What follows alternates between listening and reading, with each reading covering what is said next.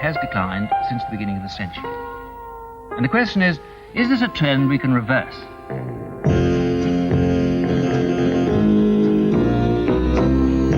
We are concerned with making money. That is what we're trying to do. It's been described as the most beautiful terrace house in London. The abuse of business and financial power. You lied. We shall have a harder Christmas than we have known since the war.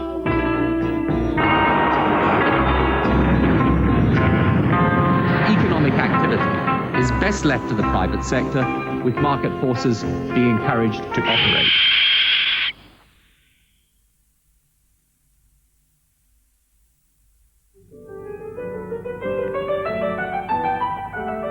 In the 1950s, Britain was dominated by a small group of men, the captains of industry.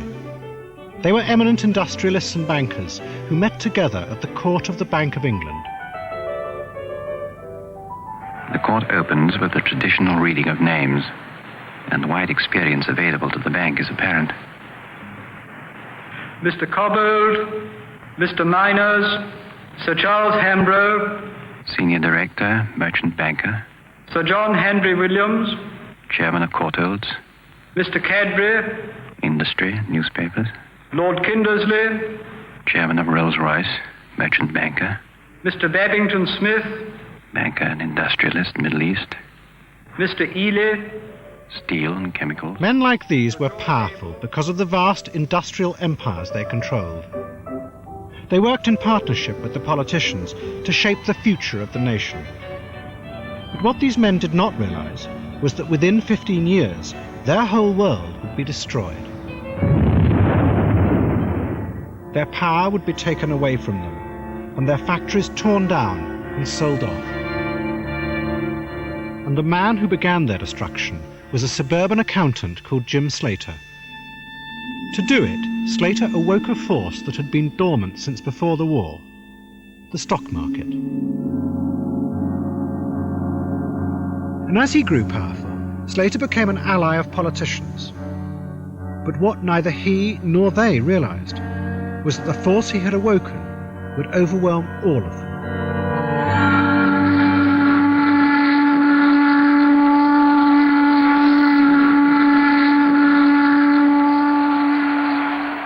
In 1959, the Conservatives, led by Harold Macmillan, prepared for an election. The Tories had been in power for over 8 years, but they were confident they would win yet again. The reason was the economic boom they had created, along with the slogan, "You've never had it so good." Chancellor, it's really you who've really been the base on which we've done all this, because somehow or another, partly by good luck, but I think by good management, we seem to have suddenly, last few months, got into a position quite different which we've ever had since the war. Somehow or another, we brought off what I called the other day two doubles. We've had for the first time steady cost of living for 18 months. Going on too, I think, that stability. I think it will. You go to get the figures and you can see. Well, then the other thing at the same time, we've had full employment. We've got full employment and steady prices. Well, all I can say is, Chancellor of the Exchequer, Derry, you keep on at that work and it'll be all right. The Conservatives had created the boom by following the ideas of the economist Maynard Keynes. He had shown politicians that it was possible to manage an economy by varying the levels of government spending and taxes. It was an idea that suited perfectly the patrician outlook of both the Tory politicians and the captains of industry. It allowed them together to create a stable, predictable Britain under their control. I think Keynesian economics fitted in extremely well with the patrician attitude of politicians. In what sense? Well, they had the feeling of being men of with responsibility and feeling that they had to do something for their fellow men and responsibility for their responsibility for their soldiers, for their tenants, you name it, or the less fortunate ones. They really embraced this policy as a way in which they could, from government, do something to help people. that it was within the power of government to control the economy. The boom had the required effect, and Macmillan was returned to power. But one of the other effects of pumping this money into the economy was to create a boom on the stock market. The stock market was something that frightened both the politicians and industrialists, because it was unpredictable and threatened their control over the economy. Both lived with the terrible memory of the crash of 1929 and the unemployment it had caused. And as the boom continued to grow and began to excite the public interest, the Bank of England became worried. Why did the Governor of the Bank of England, I think last November, express disquiet at this boom? Well, I don't really know what was in the Governor's mind, but it's always slightly dangerous if the stock market moves ahead very fast. People get tempted into it on the belief that it's going to go on going up indefinitely, and sometimes overextend themselves, and then the stock market falls again and people get hurt. One of the people tempted by the boom was Jim Slater. He was an accountant who worked for Leyland Motors, but he was also fascinated by games and how to predict their outcomes. He decided to try and work out a way of predicting which shares would go up and which would go down. Well, thanks very much. Good game. I, first of all, for about a year, ran my own portfolio, had stunning results, and then I suggested to Nigel Lawson, who was the editor of the Sunday Telegraph at the time, that I could write a column and under the pseudonym of Capitalist. And I did that for 2 years, about 2 years, and the market during that time went up 3.6%, and the portfolio went up 69%. So it proved the point. Slater's column was a great success. As Capitalist, he became famous as someone who understood the workings of the market. And in 1964, Slater formed a company with a young Tory MP called Peter Walker. Slater Walker was an investment company, and as the market continued to boom, Slater became rich, managing other people's money. But as he researched into companies, Slater discovered a hidden secret about many of the captains of industry. They didn't actually own their companies. Over the years, shares had been sold off, and the founding families no longer had a majority shareholding. Their claim to power, he found, was a fiction. There was still the feeling that son followed father, families perpetuated themselves in running businesses, and that's the way it was and how it should always be. But in effect, the world, mainly Slater Walker, found that was not so, that basically companies were owned, those that were listed public were owned by shareholders, and in many cases the families only had a very small shareholding, and therefore they were open to change from the outside. And this is what Slater Walker did.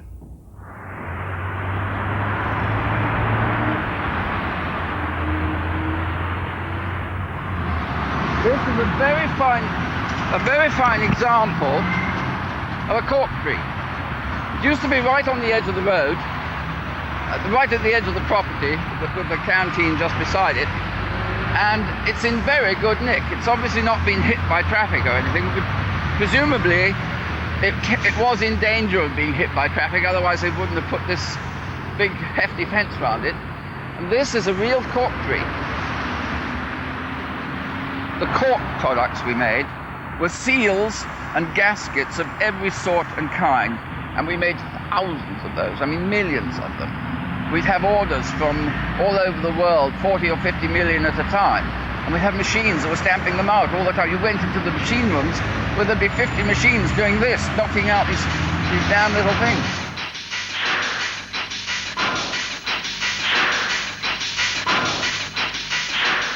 Cork manufacturing was run by Colonel Coote.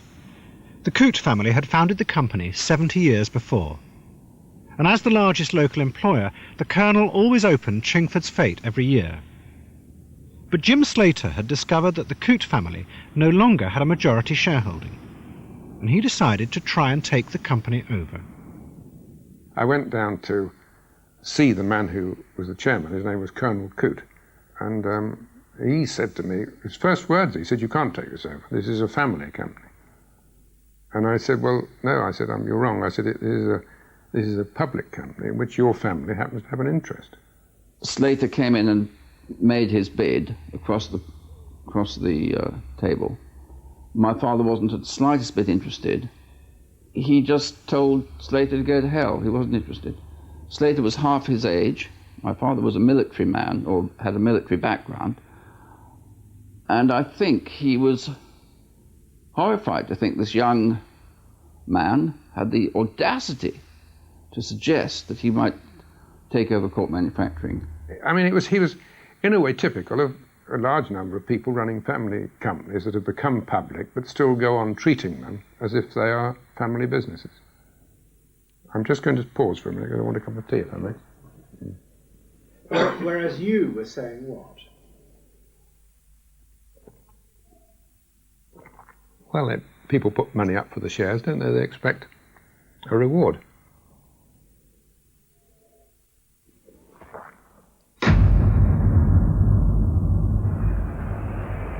Jim Slater then did something that had hardly ever been done in Britain before. He made a hostile takeover. He went behind Colonel Coote's back and secretly began to buy up Cork's shares in the stock market at a very high price. To the city establishment, it was an outrageous and an ungentlemanly act, but there was nothing they could do to stop him.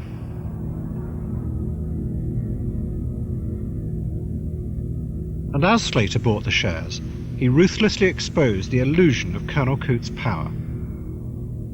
Coote's position as a local dignitary and the respect he and his family received from the workers all came from the belief that he owned the company. And Slater suddenly showed he didn't. When the takeover happened, I was walking back to my office from somewhere in the factory, and up until that moment, people would have said, "Good morning, Mr. Andrew. Good morning, Mr. Andrew. How are you, Mr. Andrew? Did you have a nice weekend, Mr. Andrew? What did you do this weekend, Mr. Andrew?" At that day, nobody said anything. Until that day, I thought that everybody is making a fuss of you because they like you. Because they like you as a chap, which is quite important. When you're in that position, you want people to like you as a chap for what you are. And of course, it's a fallacy. Of course they don't. I don't like anybody else in a similar situation. Why did they like you then? Because I was my father's son. To fund the takeover, Slater had borrowed a great deal of money. To pay it back, he immediately sold off large parts of the land and the factories. They were demolished for property development. Slater had invented a formula which he now repeated. The sales of assets from each takeover were then used to fund the next and bigger one. He took over companies that made metal windows, rubberware, car seats, even bedroom slippers. And soon, others began to copy him. A group of takeover men grew up who began to break up the old paternalist world that dominated British industry. The comfortable scene that these people broke in on was too comfortable, was old-fashioned, was uncompetitive, was cartelised and convenient for the people who were running it, needed breaking up, was breaking up. It needed something vulgar like market forces breaking into it. That kind of thing is often caused to happen by rather vulgar people. It's not the worse for that. But of course, there were some real spivs of different kinds among them. Of course there were. Was Slater a spiv? Yes, I think he was.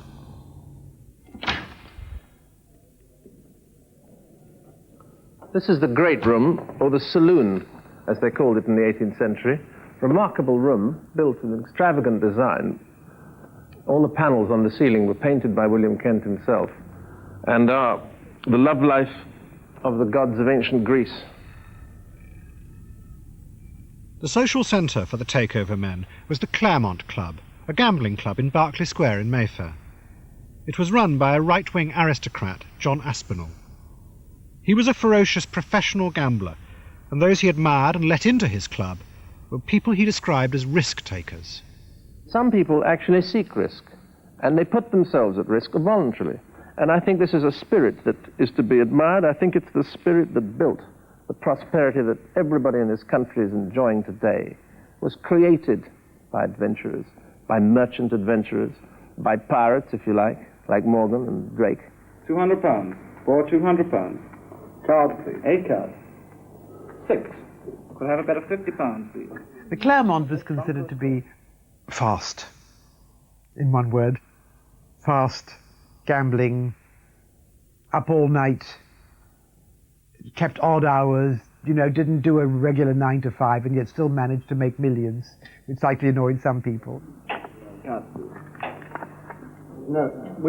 Nouveau riche businessmen were forming a new set in society which had it was like a separate court, a separate set, which flourished on its own and attracted fairly fast girls, of course, who were mostly after the money, the rich men, the diamond necklaces and all that. Someone's telling me that you won £1,000 playing this game. Well, I have done, but not for myself, for somebody else, Because I can't afford to play with that sort of money. Well, how does playing with other people's money compare with playing with your own? Well, in a way, it's more exciting because you can imagine it's your own and you can do many more things that you wouldn't dare do with your own money. There's a bank comes up for £100 and you really feel that it's going to win with your own money. You wouldn't dream of doing it because you can't afford to lose £100. At least I can't. With somebody else's, you don't worry. How old are you? Me? I'm 20. The other dominant member of the Claremont set was James Goldsmith. He had briefly been famous in the 50s when he had eloped with a Bolivian heiress called Isabel Patino. She later died in childbirth. Goldsmith now became a close friend of Jim Slater's. Jimmy Goldsmith and I were great friends. We used to dine together and play backgammon together very frequently. He was, I think it's fair to say this, better educated, more cultured, from a more cultured background, and more of a bon vivant, really, as well. But in terms of business, we were very similar. We were definitely, for want of a better word, hungry.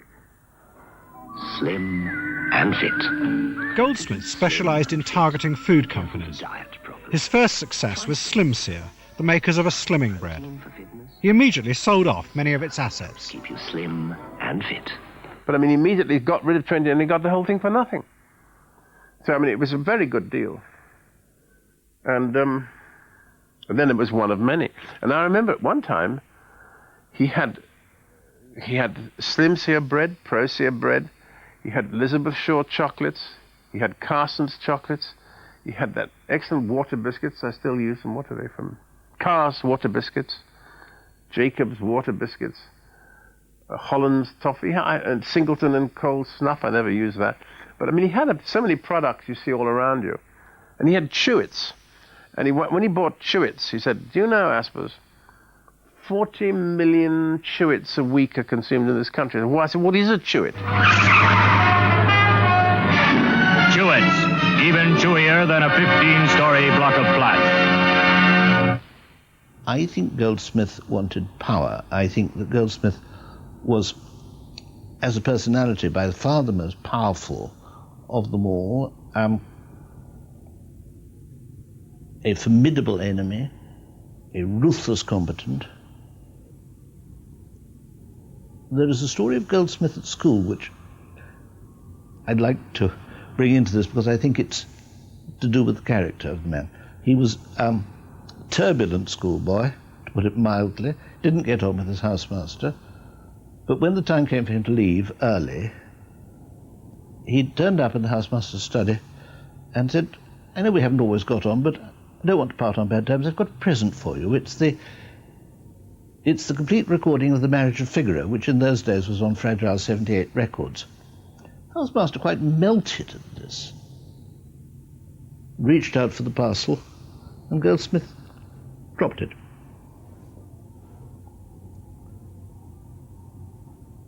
combative man, a man who didn't believe that you shouldn't kick a fellow when he was down.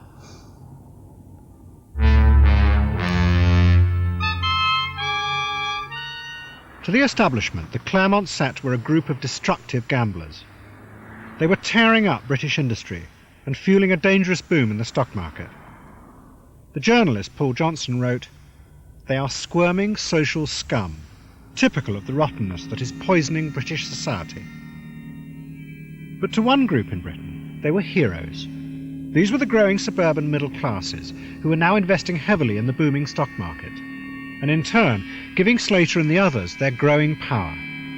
To them, Jim Slater was the master of the market. People like Slater awakened the power of the stock market.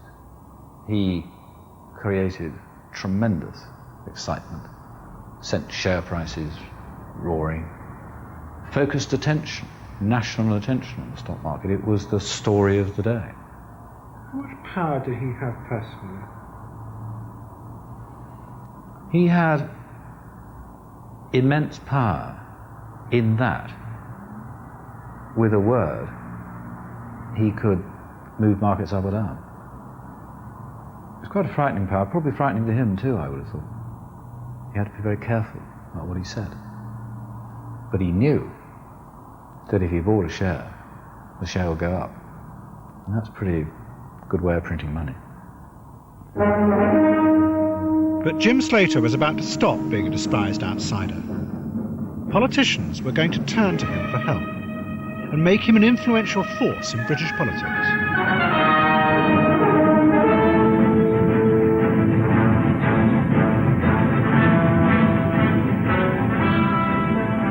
There's one basic fact. Labour has a clear majority. We have a Labour government. In 1964, a Labour government had been elected. They came to power promising to create a modern, prosperous Britain. But almost immediately they were faced with a crisis. The boom that the Tories had begun 5 years before had gone out of control.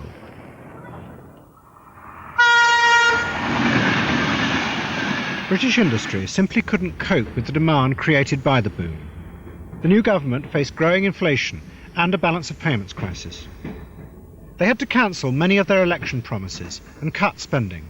I would appeal to people to give the Prime Minister a hearing and not these exhibitionists who follow him from hall to hall.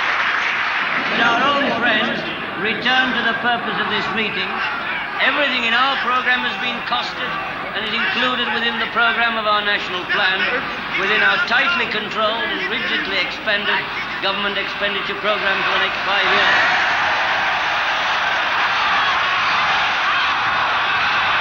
Now, we have some very difficult years ahead of us. I hope no one is going to deny that now. The fundamental problem, the politicians believed, was productivity. If they could make industry more efficient, the economy would grow and Britain would become rich again.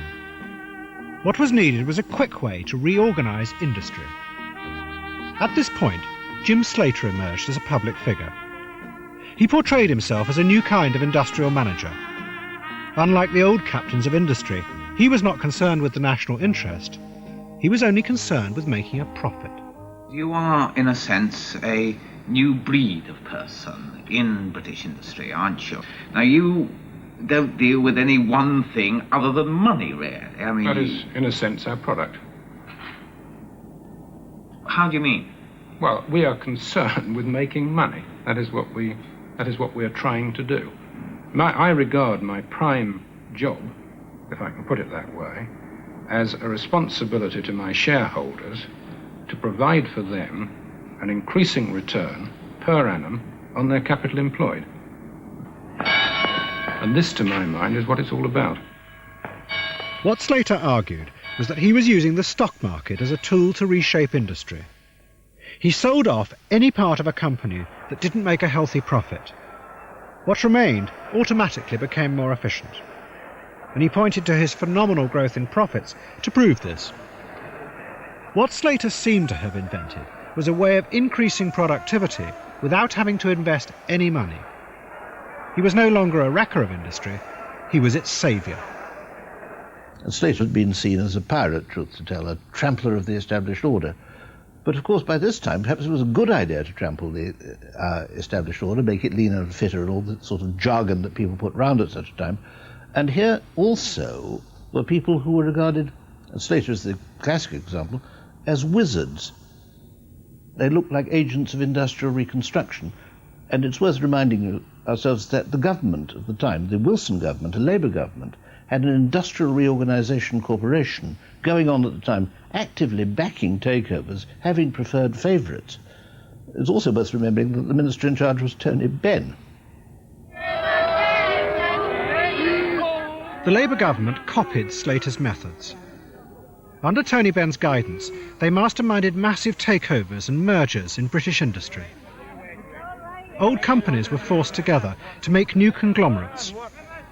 Upper Clyde Shipbuilders was created on Clydeside, and in the process, as with Slater's takeovers, thousands of workers were sacked. For the people, some people here, some here at this meeting, there will be an opportunity of a transfer. For others, there will not. And to be unemployed is bad enough at any time, but it's a great deal worse, in my opinion, at a time like the present, when people not only feel that in losing their jobs, they are losing their income, but it is, of course, the feeling of hopelessness that comes with us. It wasn't just shipbuilding. British Leyland was formed by the forced merger of old car companies, and AEI was created out of the electrical industry. In the process, thousands of workers were put on the dole. But journalists and television commentators supported this wave of sackings. They accepted Jim Slater's line.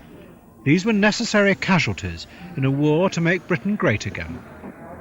Is this just then one of the facts of life of the present situation, that as British industry gears itself up to meet world competition, some of these people have just got to go to the war? I think that is true. I think it's an analogy, really, of there are a certain number of people in a boat, like 100 people, and the boat's going to sink unless 2 or 3 of them volunteer to jump off the edge.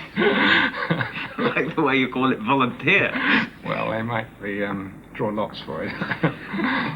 I thought he was credible, and I think I bought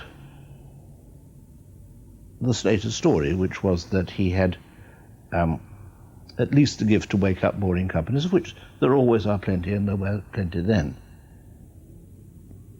Now I think that I think we swallowed it whole. I say we. I think a lot of people in my business as financial journalists swallowed it whole.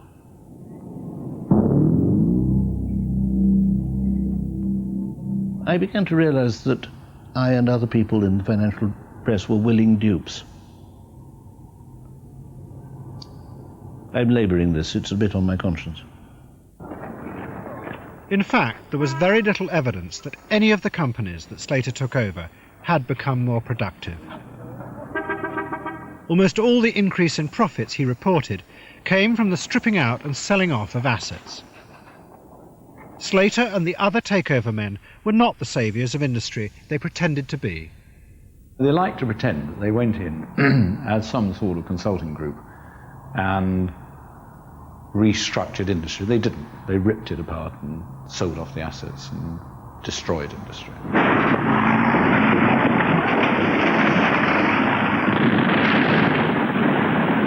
They weren't interested in the regeneration of Britain. They were interested in making as much money as they could, by any means.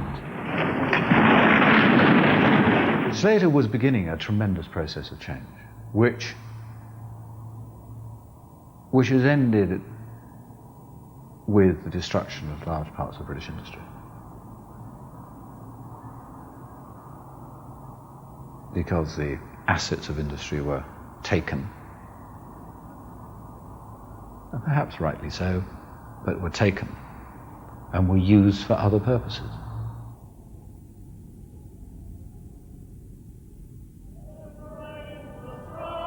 The wave of takeovers created by the Labour government had little or no effect on productivity. The British economy stubbornly refused to grow. But the takeovers were having a hidden, revolutionary effect on the structure of power in Britain. Both Slater and now the politicians were liquidating many of the assets of industry. They were feeding them as cash into an ever-booming stock market. In future, it would be the millions of small shareholders who would decide where that money should go. The market was now increasingly shaping the future of the economy, not the politicians. And the men who appeared for the moment to control the market were the tycoons from the Claremont Club.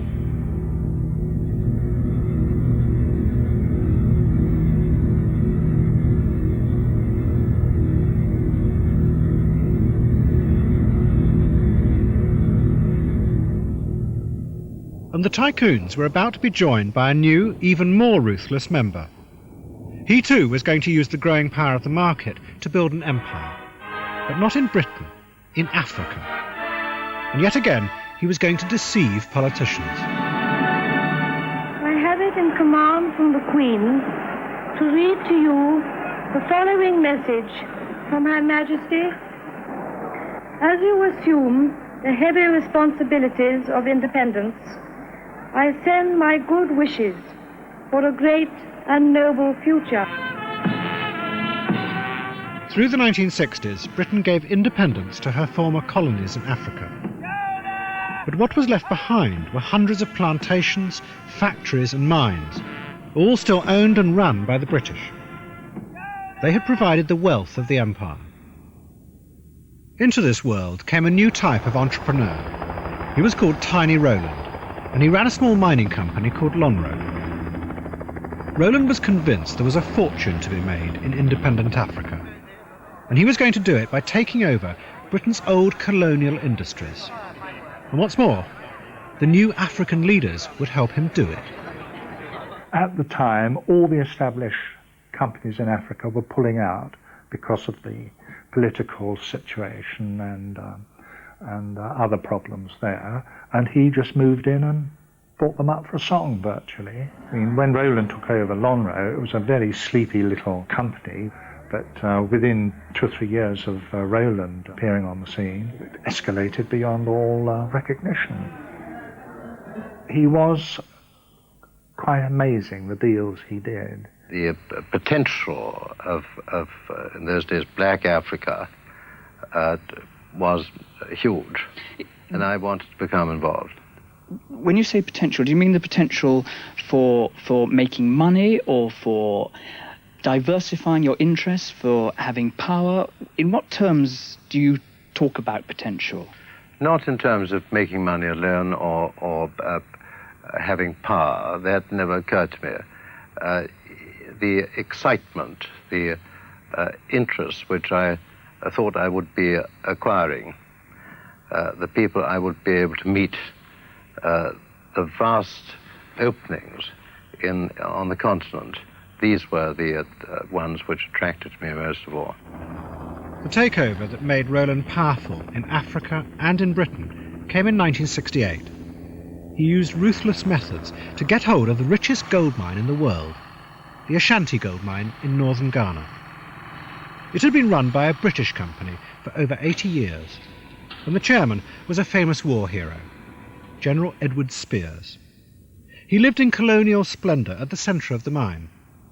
He had his Rolls-Royce shipped out, and every week fresh grouse was flown from London. To the African miners, he was their ruler. Now, this group of pictures here, I think, are of the more of the mine workers. This man has obviously just come off shift. And I rather think this was one of the mine policemen.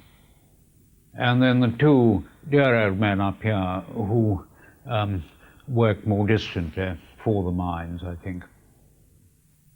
I think that these pictures really represent the people over whom Spears had great control and was more or less a patriarch.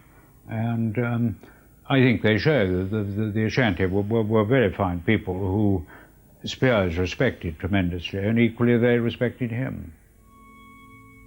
There was no way Rowland could buy Ashanti outright. He couldn't raise enough money. So secretly he flew to Ghana to see the country's new rulers. He offered them a deal. Instead of being exploited by the old colonials like General Spears, he would run the mine in partnership with them. All they had to do was to cancel Spears's lease on the mine and give it instead to him. He also allegedly gave them money. They agreed.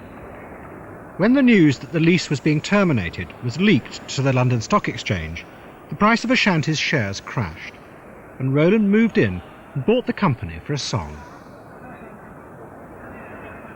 Tiny Rowland really squared the Ghana government, so that Spears couldn't resist the takeover bid, and eventually felt it was in the best interest of his shareholders to accept Tiny Rowland's offer. The impression I got was that he was extremely able and very ruthless tycoon, really. Rowland now flew round Africa in his private jet, doing similar deals and building a vast industrial empire for himself. To the African politicians, he presented himself as a new partner, building with them a modern industrial Africa. But like Slater and the other takeover men, he was deceiving them. Rowland was stripping as much of the profits out of the companies as he could and feeding it back into the London stock market. In turn, his share price went up and he could do more takeovers. It was growth by acquisition, not by investment. The country was really being cheated. It's millions of dollars. And where did that money go? It definitely didn't come to Zambia. It went to London. To London? Yes. What's your reaction about that? I'm furious. Who do you hold responsible for that? All those people who perpetrated such an empire and such a trail of betrayal. Betrayal? Yes, for development program of the country. Tiny Rowland says he loves Africa. Because Africa has enriched him, so he would love it. He definitely loves it because it has enriched him. The relationship between Tiny Rowland and African presidents is not really sincere and honest. It's the relationship between the rider and the horse. It's the rider who benefits. I don't think the horse benefited at all. Rowland just wanted power. He just wanted to control events and people, and I think money as well, of course. That you can't do either of those without the third of those. But he just wanted complete power over his domain.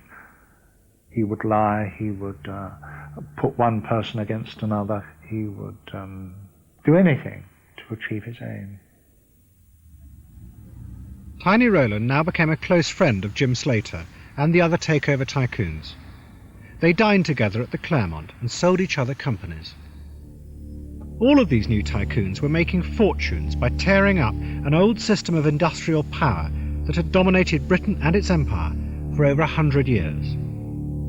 But they were about to become even richer and even more powerful. And yet again it was to happen by accident, as the politicians desperately tried one more time to make Britain's ailing economy grow.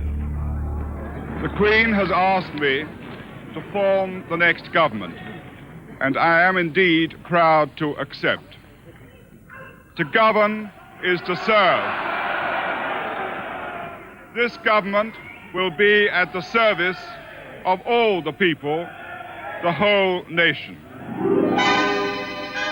In 1970, the Conservatives were returned to power, led by Edward Heath. Heath presented himself as a new kind of politician. He rejected the Keynesian idea that governments could control the economy. He would give up government intervention in industry and let the lame ducks go to the wool. It was the Thatcherite philosophy, 10 years ahead of its time. But the consequences were terrifying. Within months, scores of factories closed and unemployment soared. And in 1971, Rolls-Royce, Britain's most famous company, declared it was bankrupt. Heath decided the experiment had failed. The government would reassert control over the economy. We are not prepared to tolerate the human waste and suffering that accompany persistent unemployment. We stand by those words today. The measures we have taken this year are proof of our determination to expand the economy, but to do so on sound foundations and to bring down the level of unemployment. Heath now went to the other extreme. He poured money into the economy. He increased government spending and relaxed borrowing. It was called the Dash for Growth. Yes, Jim, over. 55,000 Peugeot 25, please, over. I confirm you want to buy 55,000 Peugeot. But much of the money went into creating a stock market bubble that did nothing to make industry more efficient. Above all, it was invested in the new companies of the takeover men. And Jim Slater's share price soared to astounding heights. Well, the nearest 25, I'd offer you 50 at the moment. It was a pretty heady time, really. The stock market always went up. I know stories of people going into the old stock market where you walked onto the floor and they saw shares like Slater Walker and so on there and bought for themselves, not for their clients, some shares, went to the loo and come back and they'd sort of made about 25% on their money. And so they sold them again and made profits. Well, the trouble is that's not reality. No company can move in value like that. So you're actually getting a bubble. Well, then if you bought the shares, they were bound to go up. So you didn't do anything. You just bought the shares and they went up. For some of these people, some of the great names. And that expectation allows them to use the share, increase share price, allows them to use the share to go and buy something. Because shares are nothing more than sort of supercharged pounds, really. You can use them to buy other companies. Which they did. Which they did. And you can use them to raise more money in the stock market. Using the power of his extraordinary share price, Jim Slater now became the dominant force in the City of London. He set up his own banking operation and a network of satellite companies, each of which set about asset stripping British industry. He gave thousands of pounds to the Tory party, while his former partner, Peter Walker, became a cabinet minister. Jim Slater was now all-powerful. I did become a bit arrogant, I think, about what I was doing, the business side, I would say. Probably still am. What do you mean? Well, I think if you're reading in the press things like this, the master has just done this, and, you know, how wonderful it all is, and how clever it is, and all that. You keep reading it. In the end, you sort of start to believe it. You begin to feel you're walking on water a bit. It was thin ice, in fact. How dangerous was that for you? It's not desirable, is it? It's going to end up in some sort of problem. Jim Slater became a partner of the politicians. Ted Heath invited him to become an unofficial advisor to the government. And the whiz kids who ran his satellite companies portrayed themselves as new kinds of industrialists. They were working with government to reconstruct and modernise Britain. Well, I think we're very much the sort of company that has evolved as part of Ted Heath's government, which is pretty radical in its approach, is trying new methods, is trying new ways of doing things, and for the most part has been very successful. I think, in fact, this is actually the solution to the British problem, if you like. Throughout the UK, you could release half the assets, half the work staff of just about every company, and you would suddenly, of course, double your gross national product.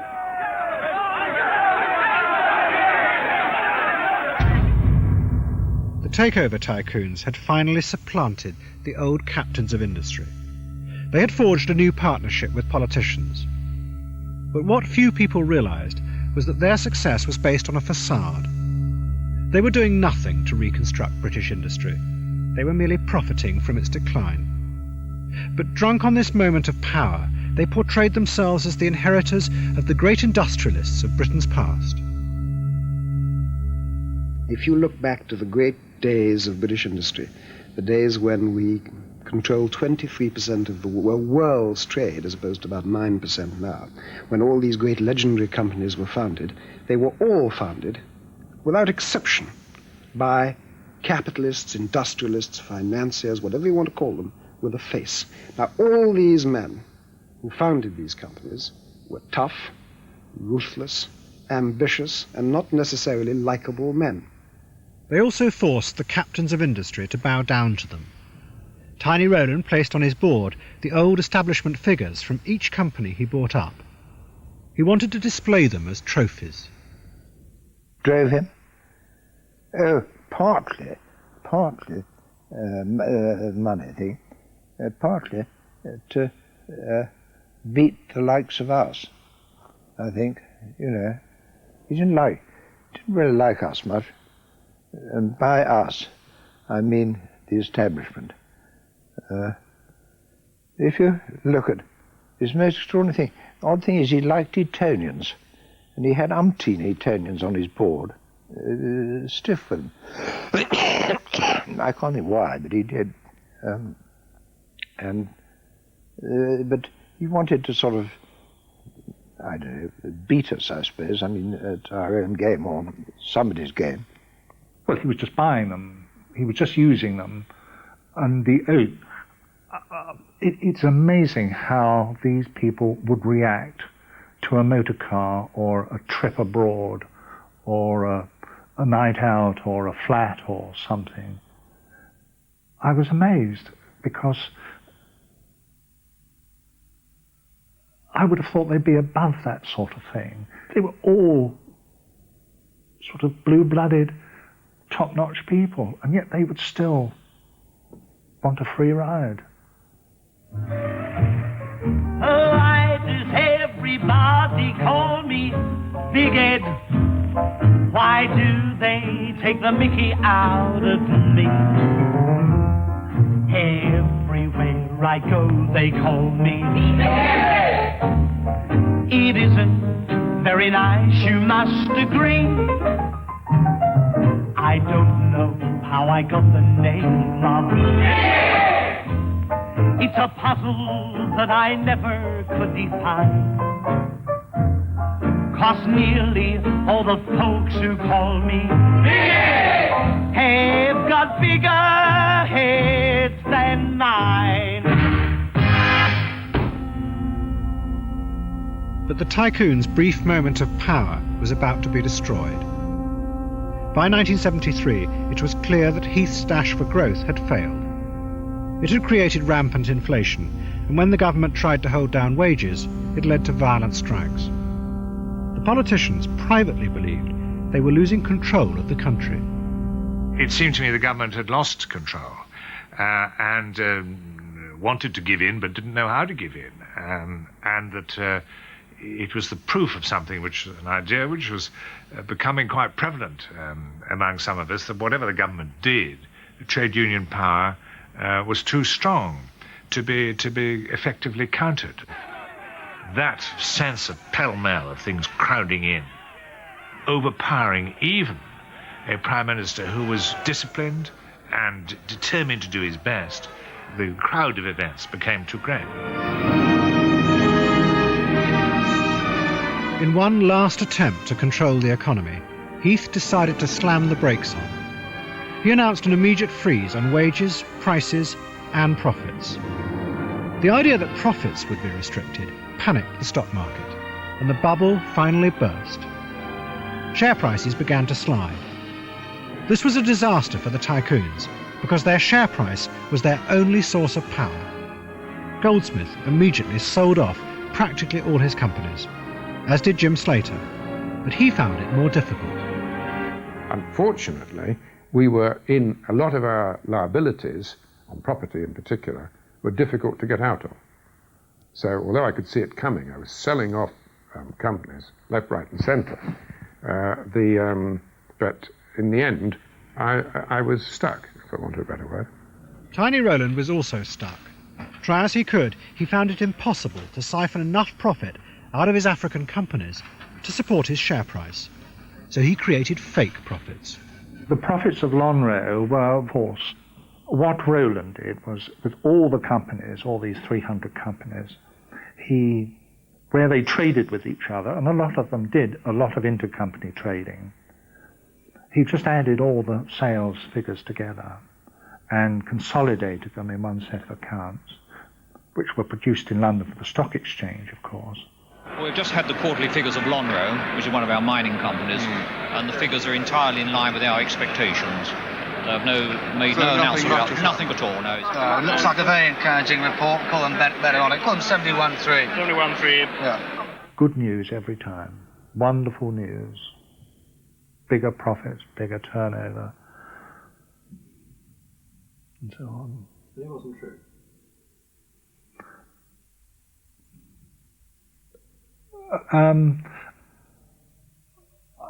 On the whole, no, it wasn't true. It wasn't true.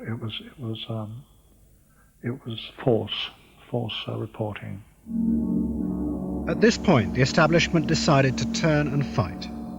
The old directors Rowland had placed on his board as trophies were told by the accountants about the false profits. They also discovered that Rowland had made secret payments to an ex-Tory minister called Duncan Sandys. Rowland had bribed him to become chairman and make Lonhro look respectable. To the old directors, this was corrupt, and they voted to sack Tiny Rowland as chief executive.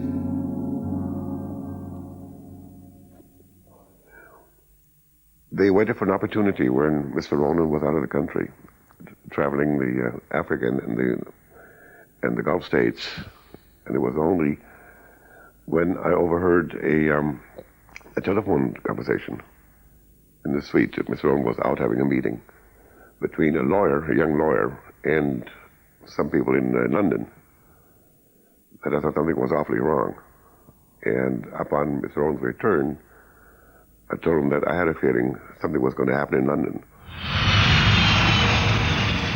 Rowland arrived back to find there had been a boardroom coup. He was no longer in control of his company. The Lonhro affair also became a political scandal. Rowland came to symbolise the hidden corruption and fakery of the takeover tycoons. The politicians took their anger out on Rowland as the symbol of a group of sleazy nouveau riche businessmen who had tricked them. In Parliament, Edward Heath called him the unpleasant and unacceptable face of capitalism. We have already set in hand an inquiry into the Lonhro Company. Where abuses become apparent, we shall introduce reform. We shall bring forward a new Companies Bill in the next session of Parliament. Where unfairnesses exist in our society, we shall do our utmost to correct them. Do you regard anything of what has happened as unacceptable? In what particular way? Anything that has been brought to light as a result of the Lonhro affair, do you find any of that in any way the unacceptable face of capitalism? I can't judge, because this is now escalated into a political matter, and I know so little about politics here that I just can't comment.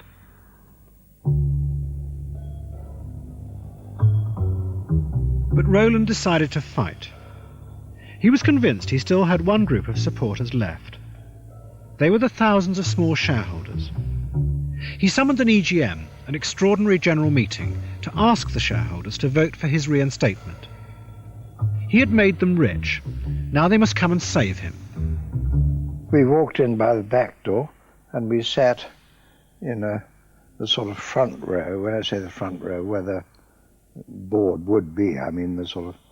And then it started. And they all... I can't remember what resolutions were put, obviously. And they all voted for Tiny, as simple as that. Why did they vote for Tiny? Why? Well, I told you already. He made them a lot of money. And he was making them a lot of money. And they were all little men, or mostly. And so they were. What do you mean, little man? The little chap who has 1,000 shares or something, you know, or maybe 2,000, and goes to an EGM. And, you know, that's big stuff for him. After the meeting, all of the directors that opposed him seemed to have suddenly disappeared and were never heard of again in any context, not in Lonhro. He won. He won. He won big. Yes, they disappeared from the stage as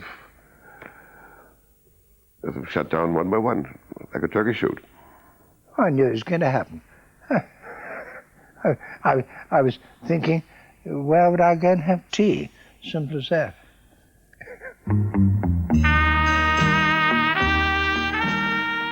Like a flash of lightning on a dark night, Rowland's victory showed where power had now shifted in Britain. The old captains of industry and the politicians had reunited to try and defeat him and everything that he represented. But Rowland had summoned up the power of the stock market and won. But it was a Pyrrhic victory, for an event was about to occur thousands of miles away that would show that no one controlled the market. In 1973, the Arab-Israeli War broke out. One of the consequences was that the Arabs put up the price of oil by 400%. The effect on the Western economies was disastrous. In Britain, the stock market was pushed over the edge into a catastrophic crash. It finally made the politicians realise they had no control over the economy.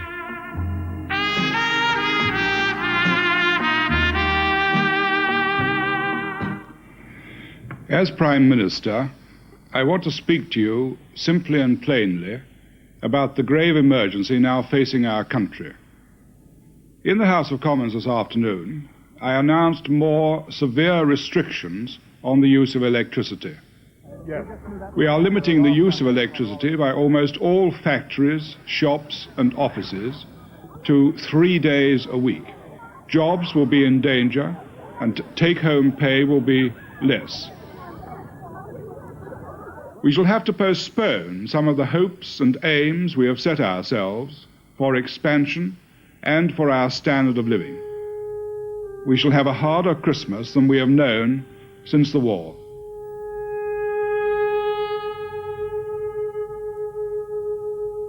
It was a steeper fall than there had been in this country at the great crash of 1929-31. That was obviously going to wipe out a lot of financiers, speculators, punters, people who'd bought property on borrowed money, people who bought anything on borrowed money. But it was more than that. The whole post-war idea that if you got into trouble you could always print a bit more money and it would get you out and get everybody steaming along. That was what collapsed. And with it, the idea that you could manage and manipulate the economy in such a way as to be sure that it always did go steaming along. As a result of the crash, Jim Slater went bankrupt. He retired to write children's books. Goldsmith and Rowland both survived the crash, and they left the country. Rowland returned to Africa, and Goldsmith went to America. But both swore they would return and have their revenge on the British establishment.